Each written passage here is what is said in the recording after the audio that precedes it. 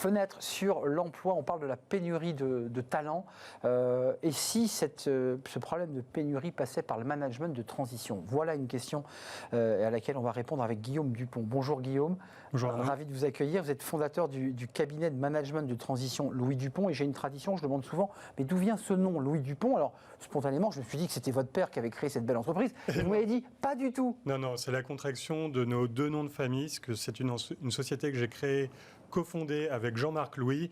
Donc c'est le Louis de Louis Dupont et le Dupont de Guillaume Dupont. Donc là, vous nous prouvez que vous êtes vraiment associés, la main dans Absolument. la main, dans cette entreprise créée il y a 2 ans. Alors vous venez du monde de la finance. Oui. Vous avez choisi de basculer dans cette société.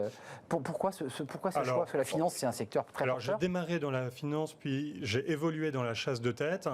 Ensuite, dans le conseil sur des enjeux liés au capital humain, puis dans le management de transition. Et à un moment, il nous semblait important d'avoir une empreinte et une façon d'aborder les choses qui nous ressemblait. Et c'est ainsi qu'on a décidé de créer cette entreprise avec Jean-Marc Louis. J'allais vous appeler Louis. Guillaume, très concrètement, le management de transition, c'est quoi? C'est une entreprise à une galère dans un secteur donné, ça peut être la tech, ça peut être la RH, ça peut être la communication. Votre boulot, c'est de lui dire dans quoi? 48 heures, tu as quelqu'un. Alors, si je devais le résumer un petit peu en plaisantant, on est des urgentistes prévoyants. Clairement. Et donc, notre métier, c'est de développer un réseau de femmes et d'hommes expérimentés en capacité de répondre aux problématiques de l'entreprise à un instant T. Alors, c'est typiquement des missions relais, c'est de l'intérim à haut niveau, mais également des contextes de transformation sur des missions de renfort de compétences, et également du restructuring, quand il y a une nécessité de faire un pivot d'un business model. Alors, ce qui est assez passionnant dans votre métier, c'est toutes les coulisses et l'amont, parce qu'une fois que vous avez trouvé la perle rare, elle part 6 mois, 1 an parfois, elle fait ce qu'elle a à faire, mais comment ça marche en coulisses? Comment vous faites? Alors, vous venez de la chasse, Oui. donc vous aviez déjà des profils, j'imagine. On constitue un fichier, comment on fait? Alors, c'est un métier, c'est un travail au quotidien de développer ce réseau. On anticipe la chaîne d'exécution, on va rencontrer des candidats chaque jour. Chaque partenaire du cabinet va rencontrer un certain nombre de candidats chaque semaine sur des métiers ou des secteurs d'activité. Et effectivement, c'est d'animer ce pool. Et je considère ce métier un petit peu comme l'open talent economy, c'est-à-dire il y a un écosystème. Ces managers de transition sont des indépendants qui ont décidé d'intervenir en mode projet sur des situations. Quand même, vous avez une vue sur le marché et sur les tensions.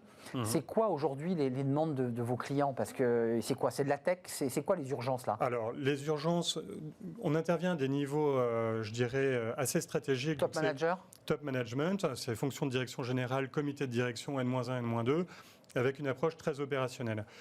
Donc, on intervient sur des enjeux de management, sur des situations de transformation et de gestion de crise. Les sujets sur lesquels il y a de la pénurie, c'est parfois sur des métiers très opérationnels. Je cite la logistique, la supply chain, mais également sur les métiers de l'informatique. Clairement.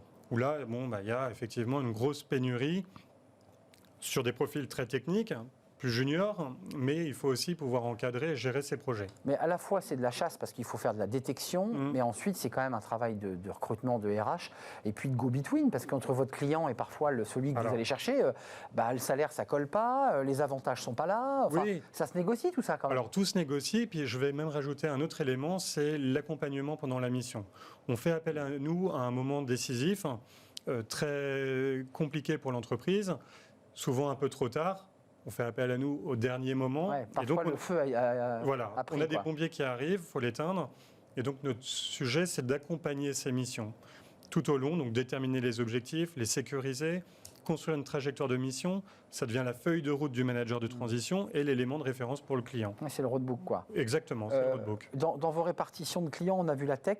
Est-ce qu'il y a aujourd'hui, par la situation économique, par ce qu'on ressent, est-ce que le restructuring, les transformations deviennent de plus en plus importantes? Alors, le restructuring, il y en a, mais finalement, ça a été quand même un petit peu calme, grâce aussi sans doute aux impacts liés à l'État, PGE notamment.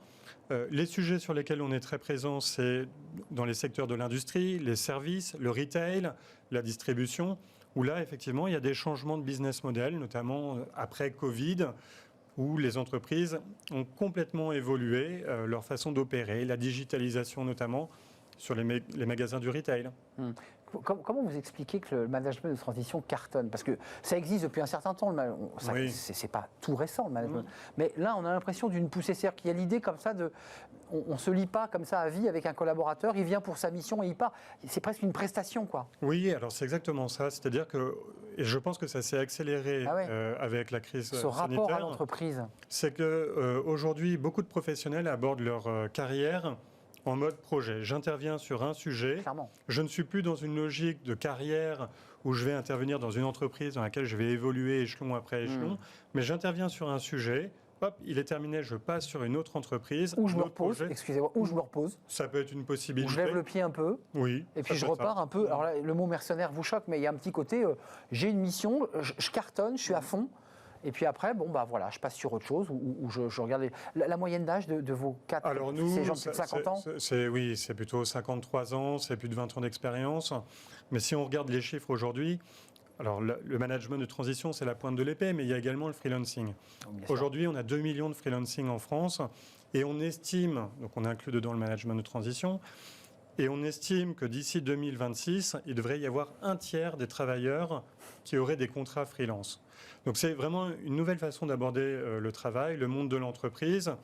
Et je pense qu'en tout cas, c'est d'ailleurs un bon moyen pour les RH et pour les organisations d'intégrer des talents, parce qu'il y a une pénurie aussi en ce moment. Merci, c'est un sujet très intéressant, le rapport au travail. On continue à travailler, mais plus dans le cadre d'un rapport de subordination. On travaille différemment, ça me semble évident. Merci Guillaume Dupont, au nom éponyme de votre société, Louis Dupont, en tout cas éponyme pour Dupont, cabinet de management de transition dans lequel d'ailleurs vous intégrez, c'est intéressant, le freelancing. Merci de nous avoir rendu visite. C'est la fin de notre émission. Merci à vous, vous qui nous regardez régulièrement.